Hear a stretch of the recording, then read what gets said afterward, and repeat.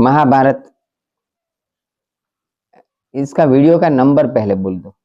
हाँ, महाभारत आदि पर्व अनुक्रमणिका उपपर्व प्रथम अध्याय श्लोक 212।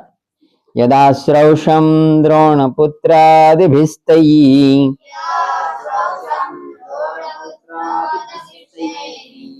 हन्तान् पञ्चालान् द्रौपदेयांश्च सूक्तान् कृतं बिभत्समयस्य संचकर्म मयश संचकर्म तदा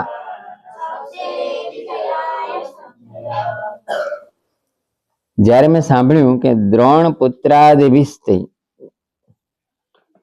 દ્રોણપુત્ર કોણ હતો?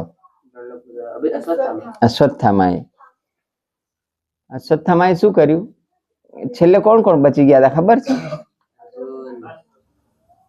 કૌરવ પક્ષમાં અશ્વત્થામા, પછી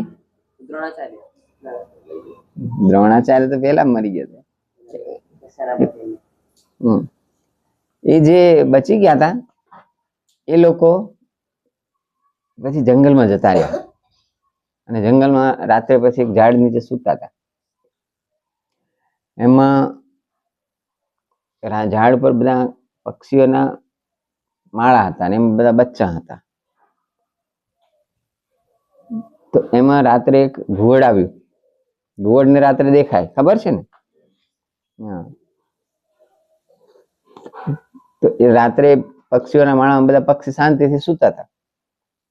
તો એને તરાપ મારી અને બધા બચ્ચાને મારી નાખ્યા. આ દ્રશ્ય અશ્વત્થામાએ જોયું. બીજા એક એની સાથે બચી ગયા હતા કૃપાચાર્ય. તો એને જોતા જોતા વિચાર આવ્યો આ યુક્તિ બરાબર છે.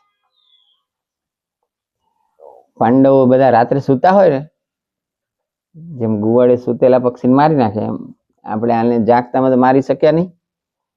પાંડવોને સૂતા હોય ને મારી નાખી. એ દિવસે એને નક્કી કર્યું કાલે આપણે આવું કામ કરી નાખીએ. એટલે એ લોકો સંતાઈ રહ્યા જંગલમાં. પછી રાત પડવાની રાહ જોવા માંડ્યા. બીજા દિવસે સવારે કૃષ્ણ ભગવાન, અર્જુન, બધા પાંડવો, દ્રૌપદી, કૃષ્ણ ભગવાને એવું કીધું કે મેં જયારે યુદ્ધ ચાલુ થયું એના પહેલા મેં એક માનતા માની હતી. એટલે બાજુમાં બીજું એક જંગલ હતું, ત્યાં એક માતાજીનું મંદિર હતું. ત્યાં આપણે માનતા પૂરી કરવા જવું છે ને, રાત આપણે ત્યાં રહેશું.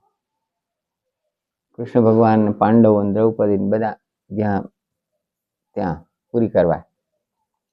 પછી રાતે ત્યાં મંદિરે સુઈ ગયા.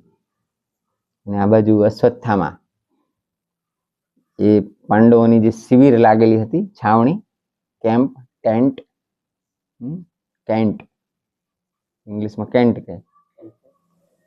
ટેન્ટ એટલે તંબુ, કેન્ટ એટલે છાવણી. જે બધા તંબુ બાંધેલા હોય ને કેન્ટ કહેવાય.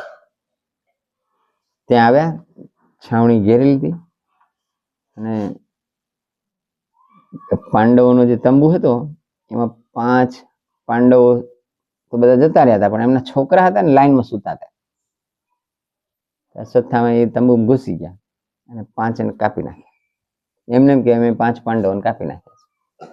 એટલે કાપીને ભાગ્યા અને આ છાવણી સળગાવી. જે બચી ગયા હતા એ પણ કોઈ બચવા ન જોઈએ એમ ભાગી ગયા. અને આ બાજુ કૃષ્ણ ભગવાન ને બધા જયારે ત્યાં સૂતા હતા રાત્રે,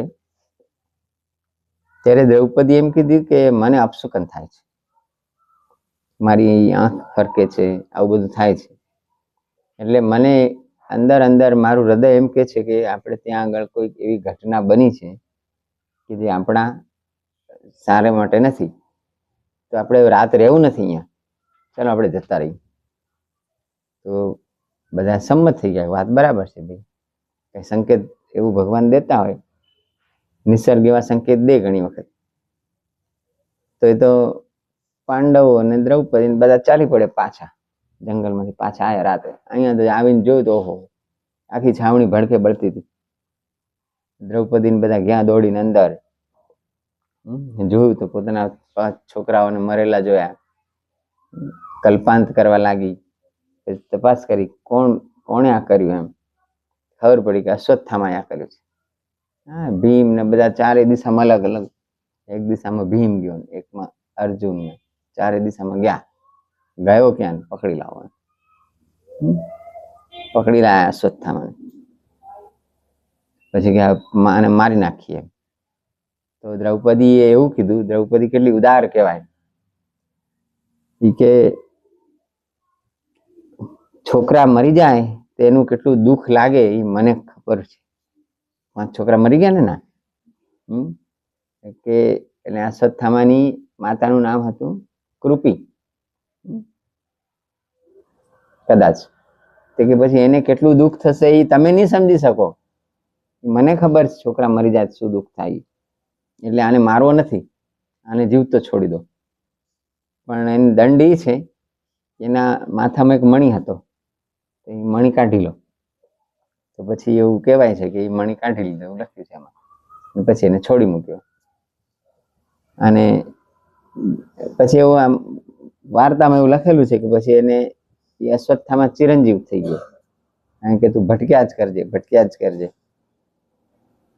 તો એ ચિરંજીવ થઈ ગયો કે નહીં, હજી જીવે છે કે નહીં આપણને ખબર નથી, પણ એવી એક દંતકથા છે, વાર્તા છે કે હજી ભટકે છે.